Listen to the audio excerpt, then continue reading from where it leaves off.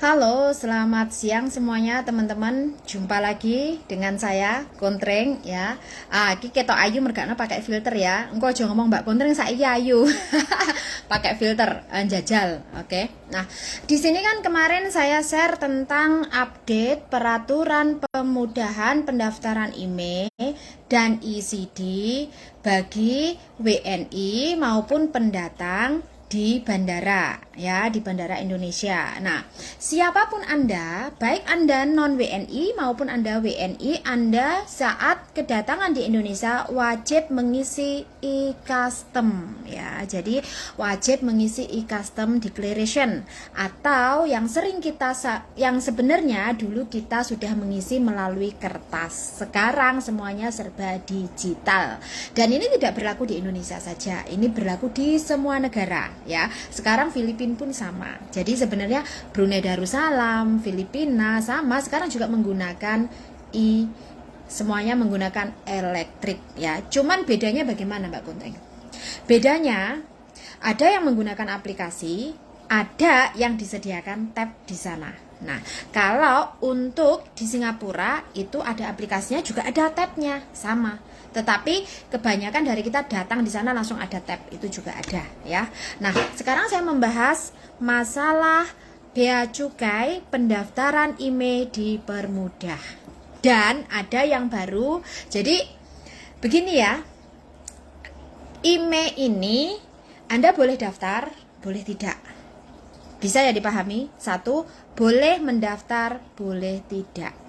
Kalau tidak didaftar, secara otomatis Anda tidak bisa mengaktifkan SIM card operator Indonesia. Ini kalau tidak mendaftar IMEI.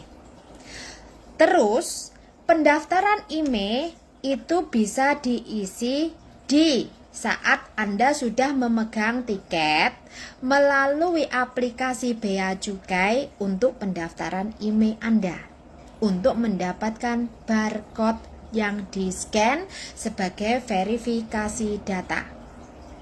Dan pembebasan barang bawaan masih sama, tidak ada perubahan, hanya 500 US dollar ya, jadi hanya 500 US dollar. Selebihnya jika ternyata harga HP Anda melebihi 500 US dollar, bagaimana? Yang dibayar pajaknya, yang kena pungutan itu sisanya, bukan yang 500 tadi. Yang 500 US tadi itu dibebaskan. Tetapi yang sisanya baru dihitung, yaitu PPN 10%, PPh 10% dan bea masuk kisaran 20% kalau nggak salah. Ya, aku wis rodok lali. Kalau Anda punya NPWP akan diberi kemudahan, tetapi kalau Anda tidak punya NPWP, Anda tidak punya diskon. Tetapi di situ untuk di area bandara, di sini bea masuknya itu dibebaskan sepertinya, tapi PPN masih ada ya. Jadi harap diperhatikan mengapa tagihan Anda itu berbeda. Jadi yang ditagih itu yang mendapat pungutan adalah sisanya, bukan yang 500. Misal saya punya HP harga 6.000 dolar Hong Kong dolar. 6.000 Hong Kong dolar akan dikruskan menjadi berapa juta rupiah. Selanjutnya berapa juta rupiah tersebut dikruskan ke US dollar. US dollar kisaran kalau 15.000 kisaran 7 jutaan. Nah, sementara 6.000 Hong Kong dolar itu 10 juta. Yang 3 juta saya harus membayar pajak atau pungutan ya. Jadi terus kemarin Bea Cukai mengupdate bahwa scanner IMEI itu akan terkonek dengan brand dan model HP Anda. Ya. Jadi model HP-mu keberapa, keluaran tahun berapa, itu akan ada semua, harganya berapa itu langsung ya. Kalau lupa scan QR, begini Mbak, beda lagi ya. Ojo ngerocos dhisik kamu ya. Ini saya masih bicara di depan di bandara, karena kamu keluar dari bandara dan kamu berada di Bea Cukai. Bea Cukai kantor terdekat ya pasti kamu bayar. Ya, jadi kamu pasti bayar, nggak bisa enggak ya. Nah, jadi di sini bedanya. Jadi jangan sekali-kali kalian ngomong itu denda. Itu bukan denda ya. Anda didenda itu jika Anda membawa barang terlarang dan Anda sudah melakukan catatan kriminal, itu namanya denda. Denda itu hukuman ya. Kalau pajak itu pungutan negara. Bisa dipahami ya. Pajak adalah pungutan negara yang masuk ke kas negara.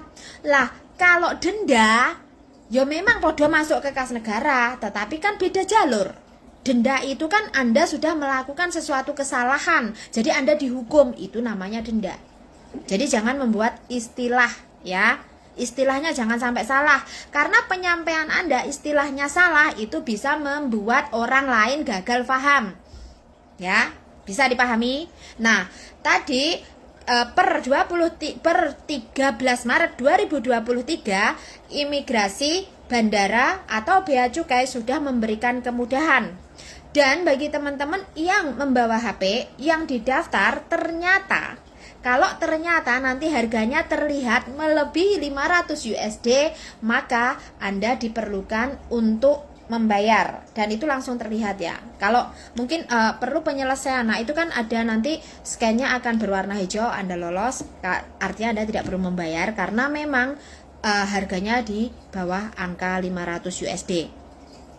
Terus saran saya, kalau ternyata teman-teman membawa HP pemberian majikan ya, HP pemberian majikan ini diharapkan ada invoice-nya kalau mau didaftar. Yang ditakutkan nanti ternyata harganya melebihi angka 500 USD. Atau saran saya tidak perlu didaftarkan, pakai saja WiFi ya. Ya mungkin demikian Mbak Lian ya. Nah, jadi bagi teman-teman harap dicatat bahwa di saat Anda men-scan barcode Anda, secara otomatis Bea Cukai memiliki database harga HP Anda. Ya, database harga HP Anda. Jadi saran saya, kapan Anda membelinya itu kalau ada invoice pembelian atau kwitansi di bawah. Minimal Anda meminimalisir kemungkinan yang tidak diinginkan nanti kalian di sana bilangnya keluar-keluar Anda dipalak oknum. Jadi jangan ya. Jangan Anda lagi keluar-keluar lagi Anda dipalak oknum berseragam. Ya, saya nggak mau dengar itu lagi. Karena scanner tersebut otomatis connect dengan harga database Pak impor bea cukai. Jadi hati-hati ya. Kalau ternyata memang Anda sadar bahwa harga HP Anda itu melebihi batas, ya wis ora sir bayar ya ora bayar. Ya, ora sir bayar pajak ya ora pajak. Tapi kalau memang Anda butuh untuk dipakai, yo bayaran pajaknya. Mosok kuat tuku HP ra kuat bayar pajaknya? Nggak mungkin dong. Terus satu yang perlu diingat, bayar pajak HP itu cuman 1 kali rek, nggak setahun pisan. Ya, jadi nggak rugi sebenarnya Yoan. Kamu mau make, kenapa kamu memakai HP dari luar negeri? Alasannya apa? Itu Anda sendiri yang tahu. Kalau bilang HP itu sebenarnya nggak perlu bagus, asal buat konten, bisa menghasilkan uang. Kalau Anda prioritasnya ke situ, musawa ya. HP di Indonesia banyak, nggak perlu mahal. Anda cuma bikin konten ya kan. Terus nanti bisa menghasilkan uang. Anda dapat endorse viral, yo itu kan rezeki kamu, ya kan. Lah ternyata kamu sudah mencoba terus-terusan ternyata ora viral, ora enek sing endorse, ora sobek. Ya, jadi poinnya beli HP mau buat apa? Ya, kalau mau dibuat untuk komunikasi, mau dibuat untuk internetnya untuk mencari informasi dan memanfaatkan internet Anda untuk ilmu yang bermanfaat, itu lebih baik ya dengan WiFi saja ya. Tetapi kalau Anda memakai internetnya untuk gosip, untuk menghabiskan waktu luang Anda yang tidak jelas atau kegabutan Anda, akhirnya Anda tergiring sebuah reaksi di mana Anda mulai melakukan hal-hal yang sudah di luar nalar. Anda wajib konsultasi ya. Karena apa? Menyayangkan sekali, ya kan? Menyayangkan sekali Anda diberi kesempatan, HP-mu smart, internetmu oke, tapi mung kok gawe gosip. rak yo rugi dhewe to rek ya. Terus akhirnya keluar-keluar di luar sana. Terus Mbak E kemarin yang bikin apa postingan katanya kalau didenda di bea cukai mau diorat-arit itu kemana? Kenapa diam? Apa kesambar pesawat? Ya, barang bawaan kalian itu yang dihitung cuman elektronikmu lho rek. Coba nek kowe dihitung kabeh sakan jero-jerone koper. Bodol kan? Anda itu masih beruntung. Indonesia itu masih longgar. Jadi Indonesia itu masih longgar. Indonesia itu masih lumayan. Ya. Masih lumayan. Kenapa saya bilang masih lumayan? Karena mereka masih memberikan kelonggaran seperti itu. Kenapa? Banyak PMI yang akhirnya menerima titipan dari orang ternyata dalamnya sabu-sabu kalian nggak tahu. Dalamnya narkoba atau barang terlarang kalian nggak tahu. Ya karena ini. Nah, ya karena longgarnya mau loh rek dimanfaatkan pihak-pihak tertentu. Jadi kalian itu stop menjadikan diri kalian sebagai target atau aset orang-orang yang mau memanfaatkan kalian. Pinter loh rek, pinter loh ya. Pinter loh, ojo mau melu-melu tok. Jangan cuma ikut-ikutan biar viral, biar direspon, biar mendapat perhatian. No, gak ada gunanya. Di saat Anda berurusan dengan hukum, ya Anda sendiri yang akan menghadapi.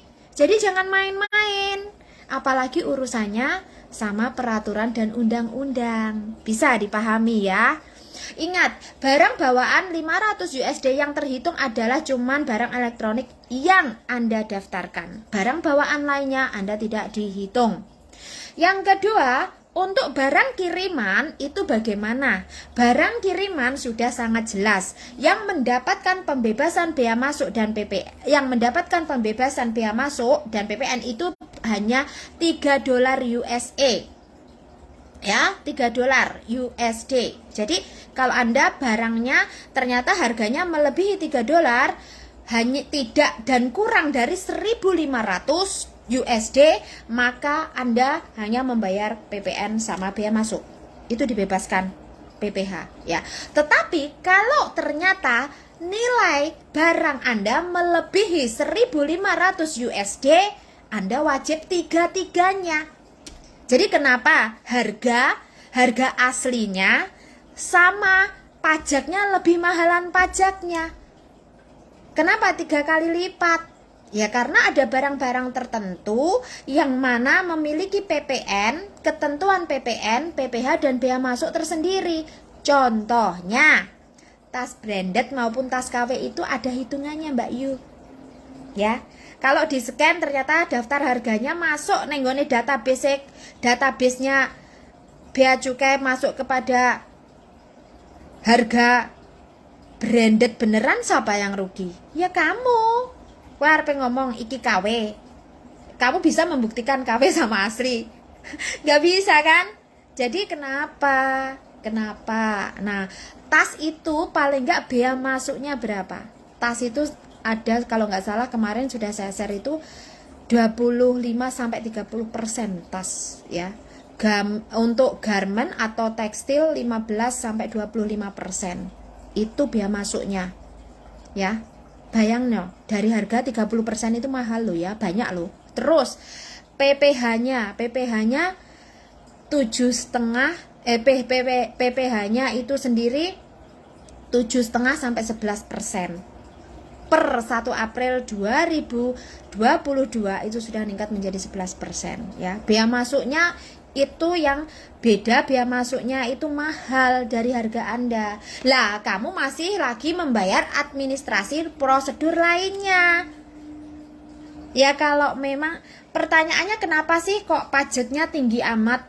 Ya itu kan prosedur perhitungannya seperti itu. Cuman kan kalian harus tahu bajunya yang yang mana sih yang boleh dikirim, yang mana sih yang tidak, batasannya seperti apa, ya toh. Ini harap kalian itu paham gitu loh rek, ya. Dan untuk pos sama kargo juga berbeda, ya. Pengiriman pos berbeda. Pengiriman pos Anda lewat udara, Jadi pengecekannya lebih mudah karena Anda individu kan, tidak dalam satu kelompok. Ya kan, memang nanti satu pesawat satu kargo, tetapi kan dalam pengecekannya kan tetap individu per kotak, ya kan. Nah, di situ kan akan dikonek dengan apa, resi pengiriman Anda, nomornya. Nah, dan rinciannya itu ada.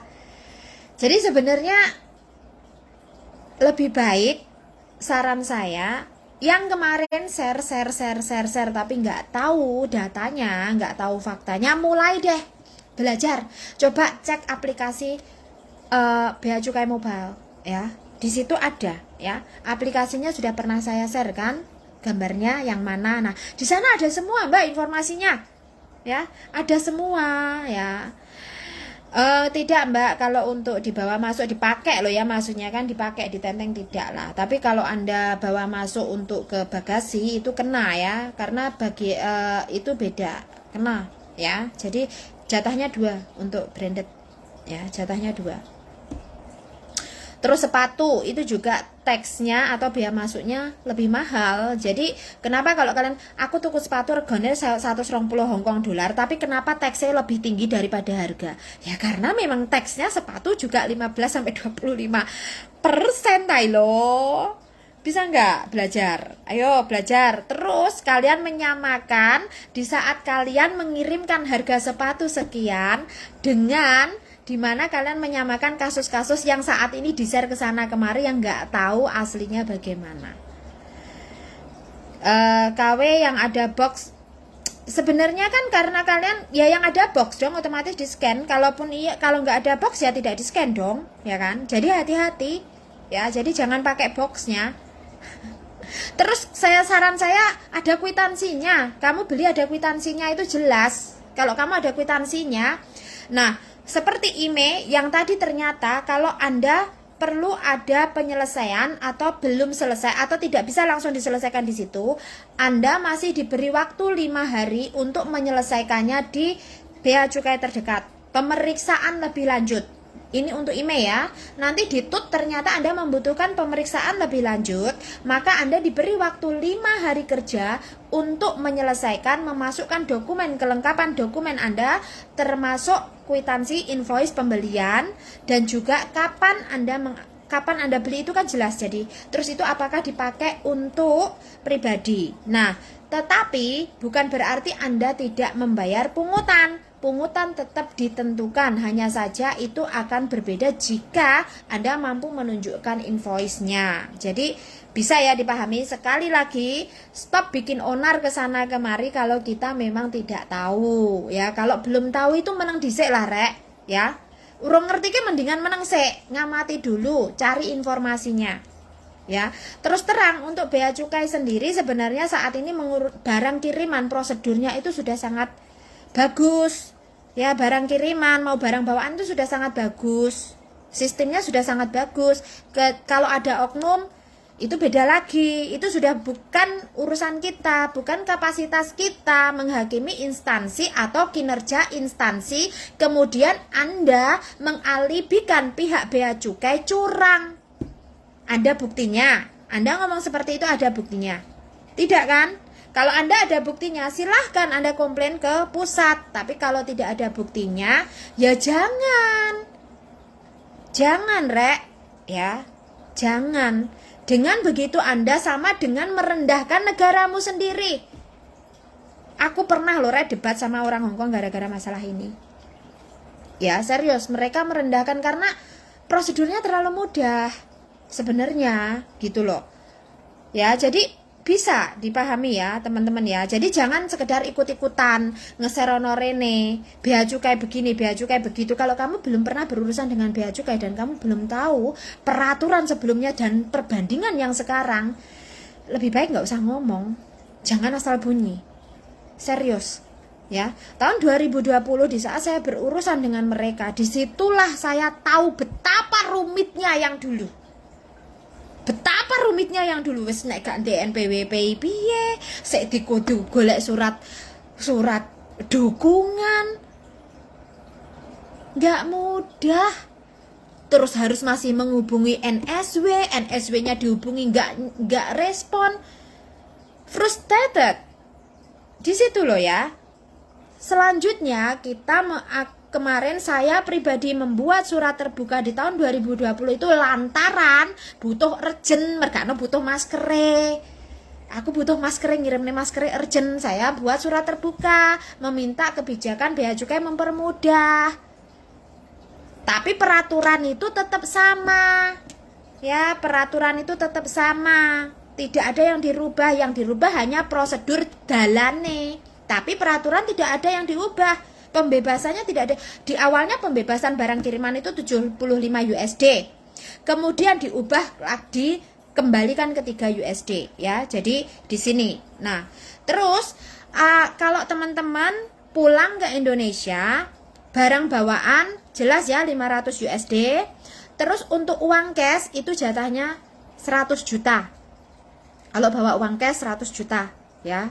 Itu batas-batasnya. Jadi sebelum teman-teman nanti ikutan share ke sana kemari, terus tadi ada yang bilang bayar pajaknya itu nggak masalah Mbak, tapi barang jangan diambil. Ya yang ngambil sopo? Itu sudah di luar kapasitas bea cukai dan juga di luar kapasitasnya yang lainnya jasa pengiriman. Karena di saat pun scan itu di-scan, meskipun dibuka itu ada SOP-nya Mbak, ada pengawasannya juga, ya kan? Jadi kita nggak boleh dong menuduh, oh sing juga pasti bea cukai. Nah, di sini ada biasanya teman-teman ada yang sudah dibuka, terus di situ ada kertas tulisannya sudah mendapatkan pemeriksaan bea cukai.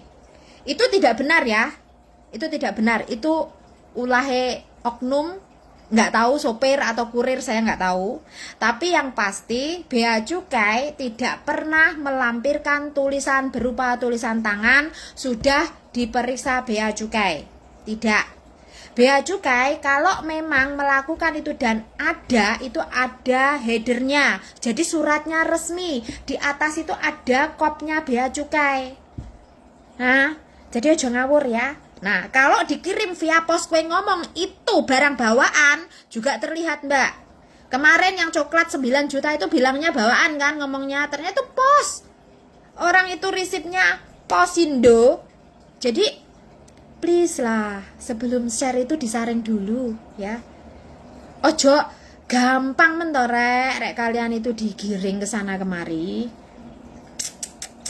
Tapi ya gak maido sih. TKW Hongkong kan kebanyakan seperti itu ya. Sepenting viral dhisik, liyane pikir keri. Alah Mbak Kontreng biyen yo ngono kok, viral dhisik, liyane pikir keri. Anda salah. Sebelum aku viral kayak aku sudah memikirkan langkah apa yang harus aku lakukan. Jadi Anda salah ya. Nggak sama. Viralnya itu bukan karena Anda biar viral. Viralnya isu yang Anda sampaikan itu biar tepat sasaran. Itu beda. Jadi kalau kamu cuman viral, biar viral saja, gampang, telanjang, sudah.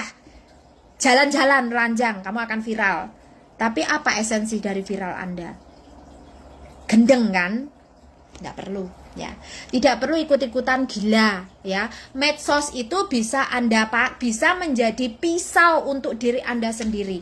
Hati-hati. Medsos itu bahayanya bisa menjadi pisau untuk diri Anda sendiri dan juga untuk orang lain. Jadi terserah, itu hak Anda, beranda Anda, arep kok isi sampah ya monggo, kok isi apapun ya monggo, hakmu, ya kan? Tetapi pernah nggak berpikir kalau Anda mengisinya dengan sampah, keluarnya juga sampah, ya kan? Anda mengisinya dengan sampah, keluarnya juga sampah. Hamai ho sai si kana, cantai, le hamai cai ho mo liwah, ya kan? Jadi tolong manfaatkan kesempatan Anda sebaik mungkin untuk mendapatkan hal-hal yang bermanfaat ya, dan ikuti sesuatu yang mengarah kebaikan. Jadi stop kalian mengikuti hal-hal yang membebani mental Anda atau membuat diri Anda menjadi tidak lebih baik ya. Jadi sekali lagi, TKW Hongkong itu sebenarnya cerdas kalau mau belajar. Tapi kalau kalian nggak mau belajar ya kalian akan stuck di situ saja, rugi kan ya toh. Nah, dan jangan share video yang kemarin ya, tolong ya, yang mengatasnamakan TKW Hongkong dan lenggak-lenggok, stop rek share. Kalau kalian tahu temanku di beranda share itu, langsung tak blokir kon ya. Hah? Saya nggak suka share-share seperti itu. Jangan share. Jaga jari kalian. Ngapain? Hah? terus kamu menghujat TKW Hongkong yang mana. Kalau kamu bukan bagian dari mereka, le gue lah, ya udah gue skip, unfollow, delete, blokir, selesai. Jangan membebani dirimu, apa meneh melu-melu itu urusanmu. Kok seneng men lo, kamu mumet urusannya wong. Halah. Ya, oke ya, jelas ya. Jadi IMEI tetap pendaftarannya tidak wajib, cuman itu antrian akan dibagi dua. Kalau ternyata Anda sadar bahwa nilai Anda lebih dari 500 USD, Anda akan diberikan pada antrian berikutnya. Terus Anda antrinya scan dua kali. ECD dengan IMEI itu scannernya berbeda. Jadi jangan salah kaprah, saya sudah scan ECD berarti IMEI saya sudah terdaftar. No. Big no. Jadi scanner antara IMEI dengan ECD itu berbeda. Kalau Anda ternyata di bandara tidak tahu, harap mulutnya jangan kokean gruwis, tapi tanya ke petugas. Yang saya lihat pengalaman saya pulang kemarin, banyak TKW Hongkong, kebanyakan PMI Hongkong, oke gruwise. Oke banget gruwise. Tapi sebenarnya orang ngerti. Oke, gruwise ternyata dalam di pesawat dari antri sampai neng Singapura, ya Singapura, terus antri maneh, aku transisi Singapura pulang sampai rumah itu masih enak sing gruwis gitu loh. Tidak mau perhatian sama yang namanya yang sebenarnya kebutuhan kalian sendiri. Tapi aku ada salut satu mbak yang dari Hongkong, dia malah sudah mendownload Bea Cukai, kemudian dia mengisi melalui aplikasi. Saat di sana dia sudah memiliki barcode ECD. Nah, aku malah kemarin lupa belum mendownload ECD, belum mendapatkan barcode, aku ngisinya di bandara. Jadi terserah kalian, tapi saran saya untuk ECD hanya 48 jam sebelumnya baru bisa diisi. Tetapi untuk IMEI itu bisa diisi setelah Anda mendapatkan tiket Anda, ya. Oke? Bisa dipahami? Sampai di sini salam waras. Ya, salam waras BNB Hongkong. Cerdas kalau mau belajar. Ya, kalau Anda tidak mau belajar berarti Anda memang menginginkan untuk menjadi seperti itu, tidak maju, itu pun juga hak Anda. Sekian, terima kasih.